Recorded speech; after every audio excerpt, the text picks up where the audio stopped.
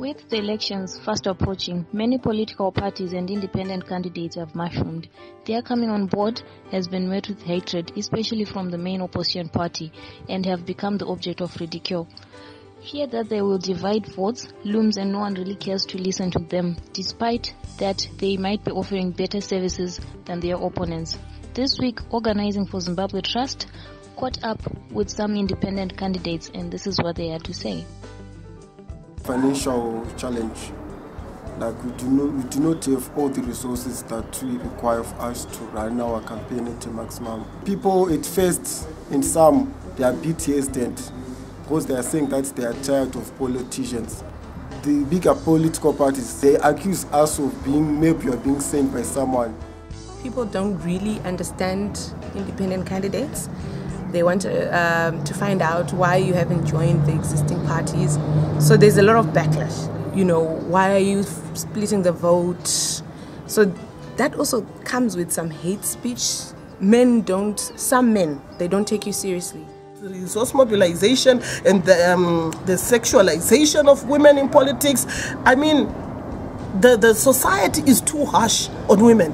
They are too judgmental on women. There are a lot of questions that are raised when a woman wants to run for public office. Is she married? As if marriage is actually a qualification for one to run for public office. Work with the people and solve our problems. I'm from the community, and I've always been involved in the things that affect my community. Instead of dividing the community, which is already divided, I want to unite the community to work together to solve their problems and disengage from politicizing something that's to do with the sanity of our community. My passion for my community, my passion to serve my community. Second of all, I decided to run because having looked in that community, I then saw how things were not working. No service delivery, because I'm also very, very passionate about servant leadership, representing my community. I want to be able to use the skills that I have, the competencies that I have acquired to better serve my community. Labor injustice. There's a lot of labor injustice in Zimbabwe. I am motivated by the fact that as a younger person who still has a longer life to live on earth and who has got a generation to prepare for, to leave a legacy for posterity, we have to ensure that the constitution becomes supreme law of this land, as we are in a constitutional democracy. Realization that we are being led by a geriatric, corrupt cabal that was actually running down this country, looting our natural resources, and having the masses of my generation unemployed, helpless, cashless, and hopeless. I would say to other women who are aspiring to come into this arena of civic duty that let's answer the call. We have what it takes. We've got gifts, we've got abilities.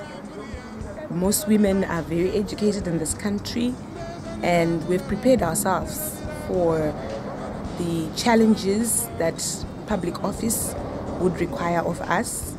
And I want to encourage all the women, I want to encourage especially the young girls to start thinking about it, start dreaming about it, to have it as part of your goals for the future. Because right now, currently, we don't have enough women in this space. For example, for me, I would like to get into council, and already right now, currently, we have only 6 female councillors out of 40. It's our time as the youth to own up the challenge that we have and take responsibility. We cannot continue complaining. For us to unite for a common cause, to define the life that you want for ourselves and the legacy that you want to leave for those that are behind us. You see it, believe it, and you can actually do it. Don't let anyone limit you. No matter how hard they talk, just continue doing what you're doing. Your conviction should lead you to lead, and should lead you to work for your community and ensure that you do the best that you can do. It is not an easy road. Politics is not for the faint-hearted. You will always find a lot of hurdles along the way, but what makes us go forward is the conviction that we have that we need to change the political landscape in Zimbabwe. Just motivated by what you're going to get out of it, but be motivated about what change you're going to bring forth to your community. That is what is critically important. Message to the young people in Zimbabwe: support young people, vote for young people. The public support, and that's also been overwhelming, including older women in politics. I'm really motivated by the support that's come from women's organizations like IWID. They've really been supportive in my campaign, and I've also got a lot of support from young women who are also aspiring to run for public office. I've gotten support from Fadzaima Kudamsa Siwa, the AC Lumumbas, and the diaspora community, my friends in the diaspora. They've been really supportive towards my campaign. I've been trying to engage my family, my friends in the other part of the community to assist us with what they have. So people have been contributing.